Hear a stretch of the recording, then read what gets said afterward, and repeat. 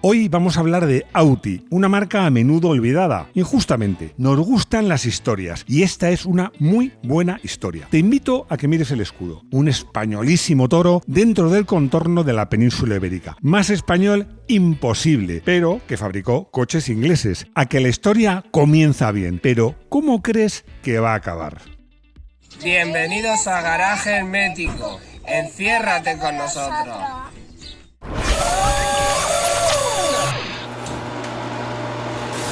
Esta es la historia de una marca española. Os aseguro que va a resultar interesante para los que son españoles, pero también para los que no lo sois.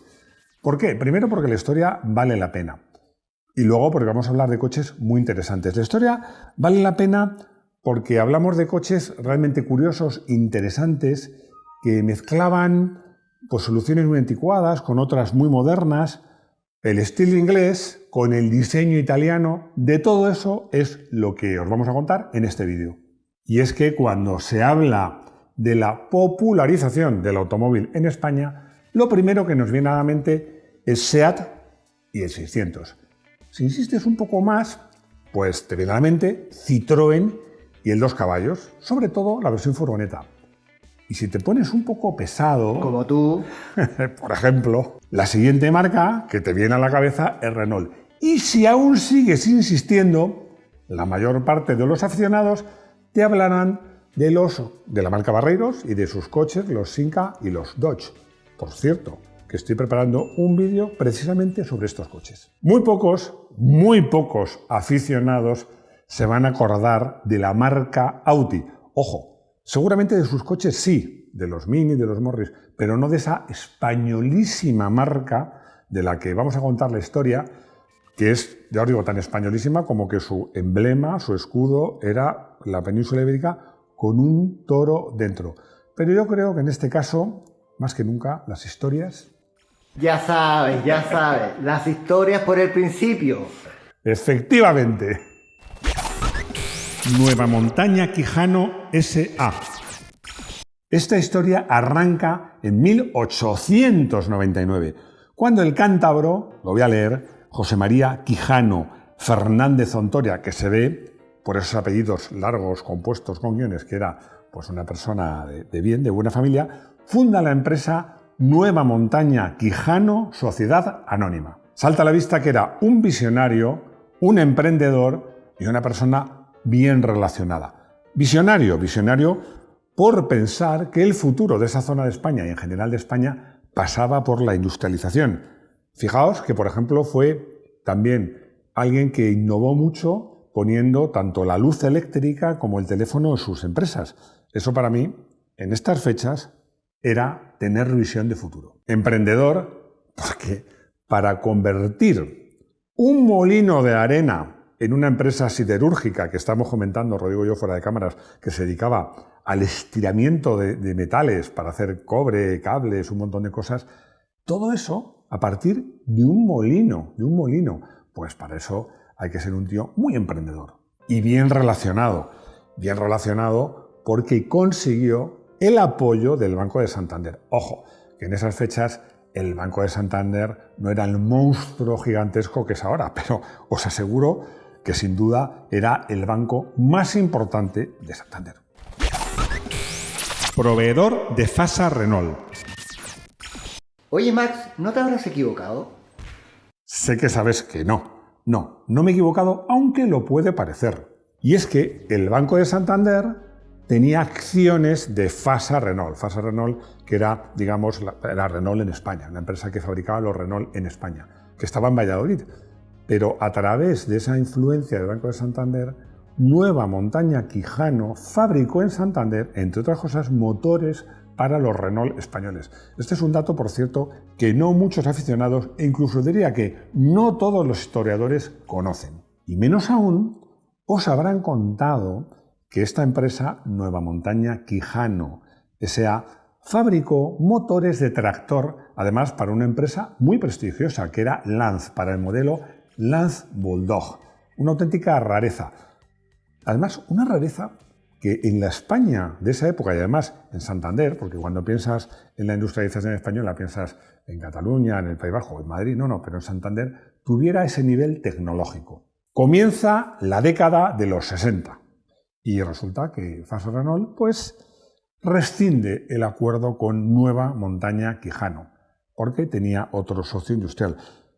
La cosa pintaba mal, pero vamos a dejar provisionalmente la historia aquí. Nos detenemos aquí, en la primera parte de los años 60 y con Nueva Montaña Quijano sin trabajo. Porque antes vamos a hablar de la Guerra Fría. En España se mantenía la dictadura, aunque claramente más relajada. De hecho, se le comenzó a llamar, un poco casi de broma, os diría, la dictablanda.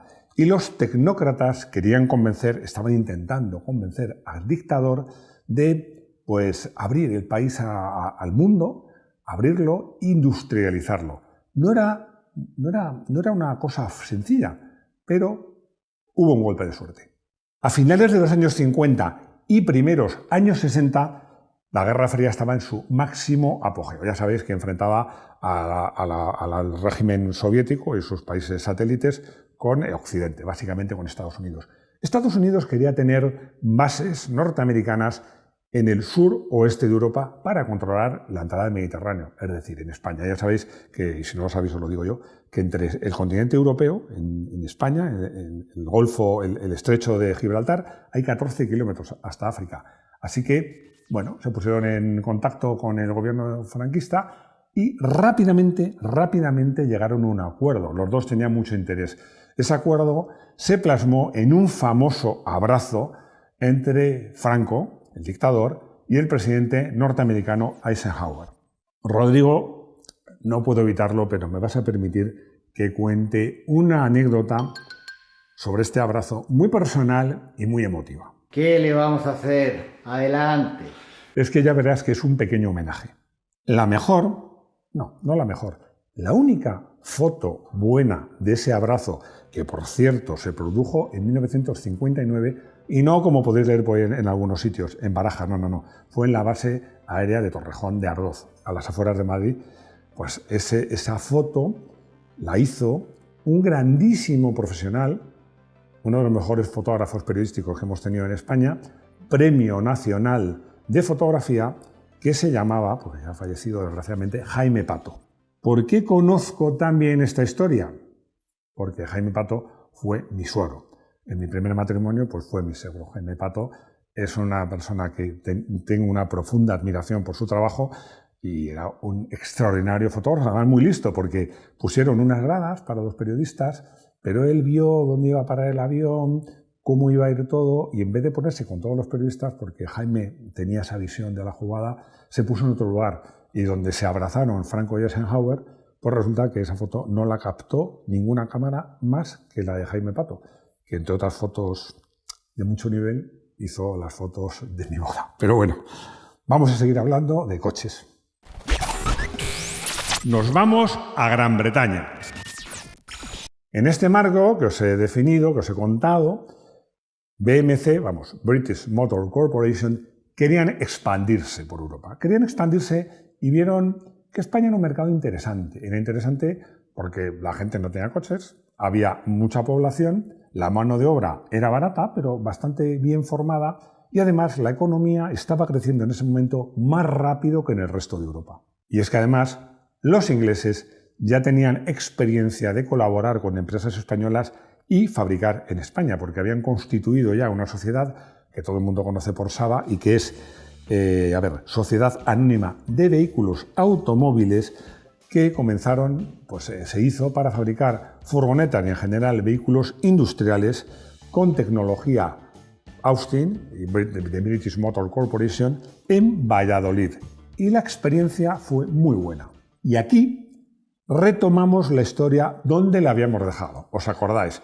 Nueva Montaña Quijano pierde a su cliente, se queda sin trabajo y está buscando trabajo, está buscando a qué dedicar su empresa. Y piensan, hombre, lo ideal, que sabemos hacerlo, es fabricar coches. Y al mismo tiempo, British Motor Corporation quería fabricar coches en España y estaba buscando una empresa solvente con la que asociarse. Bueno, estaba claro que esta colaboración pues solucionaba los problemas de ambas empresas. ¿El resultado? Pues el resultado es que el 12 de noviembre de 1966 se constituye oficialmente la marca española Auti, que significa Automóviles de Turismo Hispano-Ingleses. La mayoría de capital era español. Auti para todos. Su primer presidente, lo tengo que leer, se llamaba Eduardo Ruiz de Huidobro y Alzurena. Se ve que en esta época, si no tenías apellidos largos, con D, I's, guiones y todo eso, pues no eran nadie. La empresa no se instala en Cantabria, sino en Navarra, en la localidad de Arazuri. Esta fábrica ha sido la semilla de donde se fabricaron en Pamplona los SEAT y ahora fabrica Volkswagen. Es una fábrica que ahora es de Volkswagen. Se fabrican allí los Polo para todo el mundo, los T-Cross y los Taigo.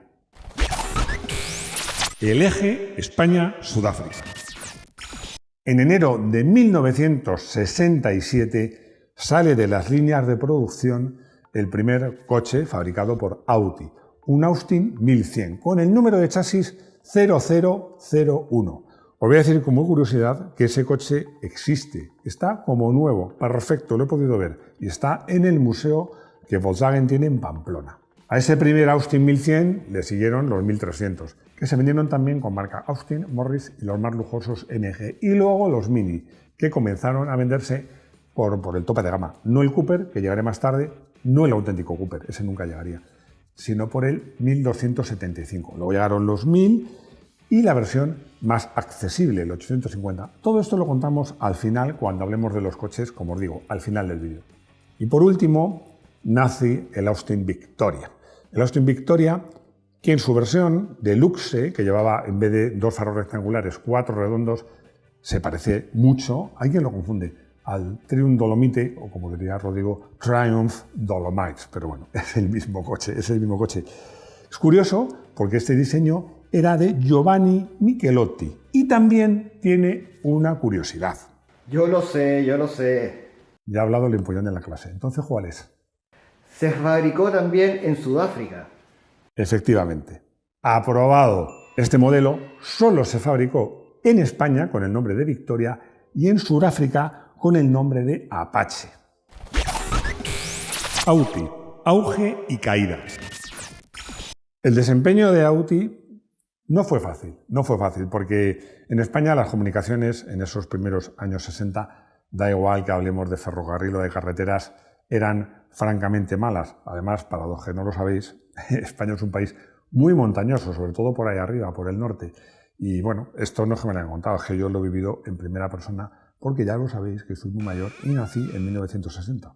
Otro problema añadido era que no existía un gran tejido industrial de industria auxiliar, y menos en Navarra, especializado en el automóvil.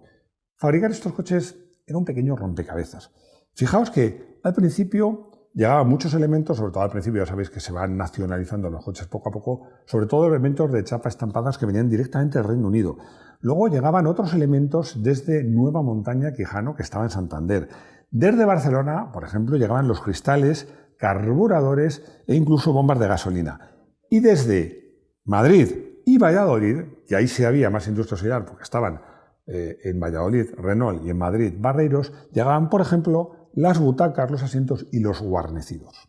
Era una estructura compleja y cara que repercutía, obviamente, en el coste de producción de los coches, que además tenía otro inconveniente, que eran, vamos a decirlo así, demasiado lujosos. Fijaos que ya años más tarde, cuando trabajaba en una tienda, me llegó a la tienda uno de los primeros Mini 1000 y me sorprendió ver que un coche utilitario tenía madera, el interior, el salpicadero con madera de nogal, los asientos de cuero, pero si eso en España no lo llevaban ni las berlinas de lujo. Tampoco el servicio postventa fue el mejor del mundo.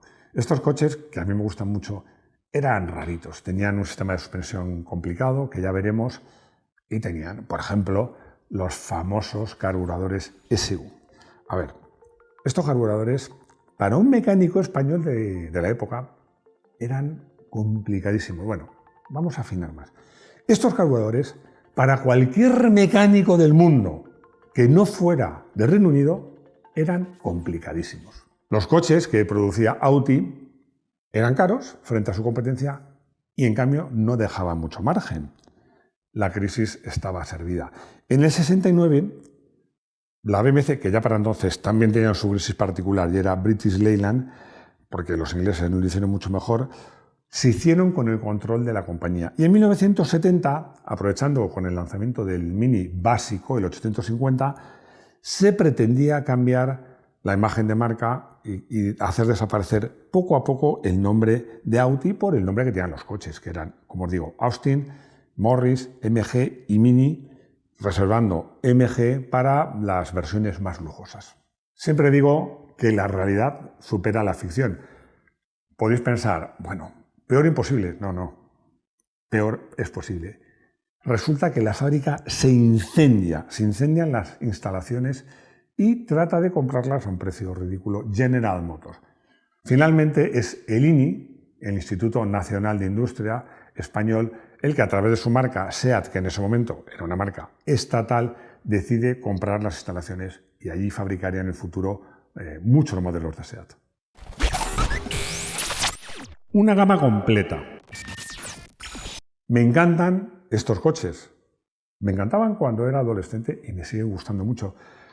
Valoro mucho la personalidad en las personas y en los coches. Y estos coches tienen mucha personalidad. No eran los mejores. Hay que reconocer que no eran los mejores en cuanto a calidad y fiabilidad. En esa época, en España, los mejores, la marca más fiable, sin duda era Renault, la que ofrecía mejores acabados. Luego estaba seguida por SEAT y Citroën. Bueno, ahí ya es un poco opinable cuál estaba delante. Y luego, pues, un poco por detrás ya estaban las marcas que se fabricadas por Barreiros, que eran Simca y Dodge. Y después, detrás de todas estas, estaba Audi. Tenían elementos bastante modernos, como la suspensión hidroelástica, o como la llamaban ellos, hidrolastic. Era muy sofisticada para la época, una especie de tipo de suspensión hidroneumática que conectaba la rueda delantera de cada lado con la trasera. Cuando la delantera pillaba un bache, pues preparaba a la trasera. Esto, si tenéis interés, lo hemos contado en un vídeo que se llama Todos los coches con suspensión hidroneumática, no todos son Citroën.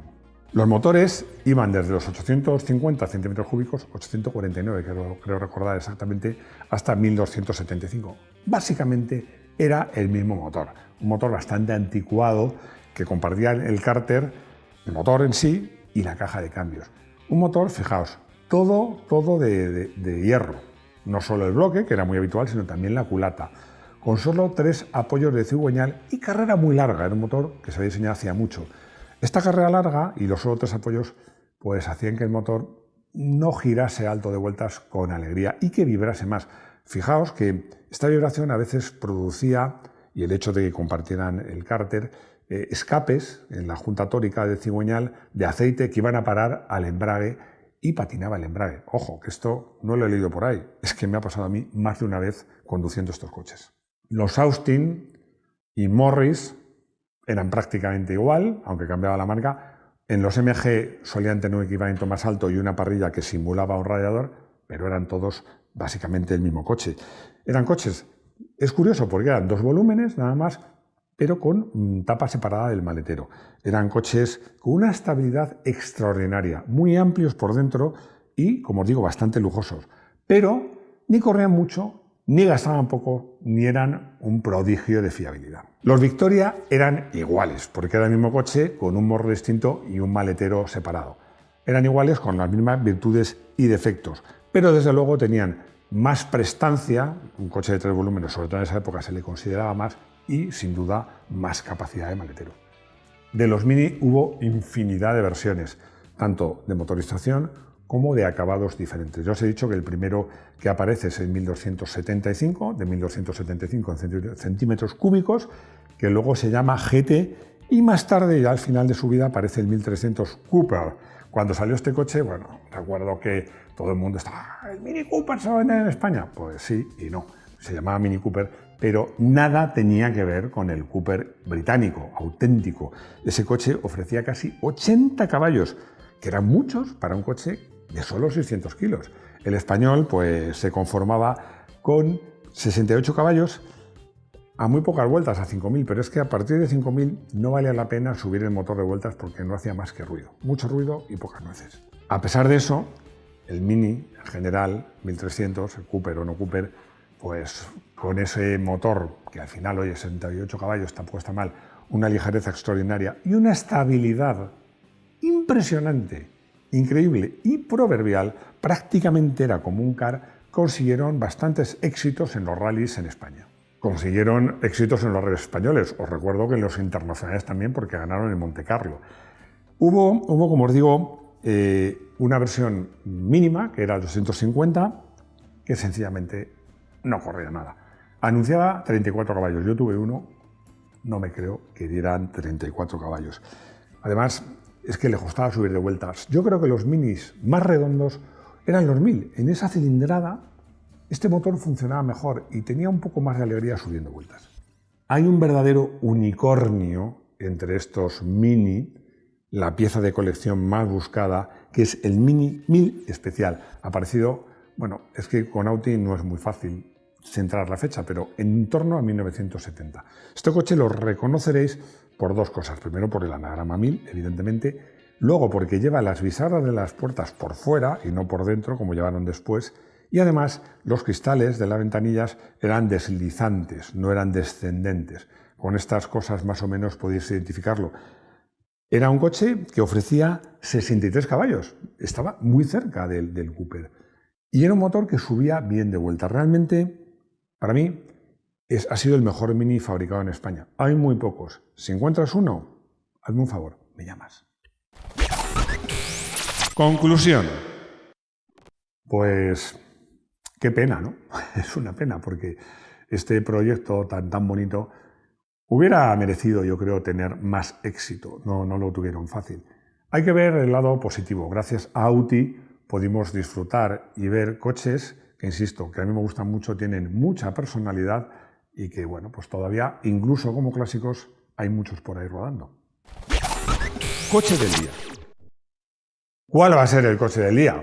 Pues está claro, el unicornio. Ese Mini 1000, ese en torno a 1969 y 1970, que por cierto he tenido la oportunidad de probar en más de una ocasión y que, como os digo, para mí es el mejor Mini que se ha fabricado en España. Consultorio. Juan me pregunta si es una buena idea preparar un Mini para correr en clásicos. La respuesta es, en mi opinión, hay coches que te van a dar menos guerra y van a tener prestaciones más elevadas. Yo no te lo aconsejo. Es cierto que un Mini es muy divertido de conducir y es muy divertido porque es un coche muy pequeñito que es un matagigantes. Si al final te empeñas, busca una unidad que esté bien y un mecánico muy bueno. Yo he conocido, ya sabéis que cuando corrí en coches mi preparador era Eficar y ellos trabajaban en un Mini que iba francamente bien y se rompía poco, que al final es lo más difícil de conseguir en un Mini. Jacinto. Ay, Jacinto, ¿qué pregunta me haces? Para matarte. Que has encontrado, pues en una casa de pueblo, ahí pues enterrado, me da la sensación que entre paja o no sé qué, un MG 1300 que era de tu padre y que está más o menos bien, que si vale la pena restaurarlo. ¿Que si vale la pena restaurarlo? Pues claro que vale la pena restaurarlo. Un MG 1300 que esté medio bien, vale la pena restaurarlo, pero encima es el coche de tu padre. O sea, no, esta pregunta no tenía que habérmela hecho.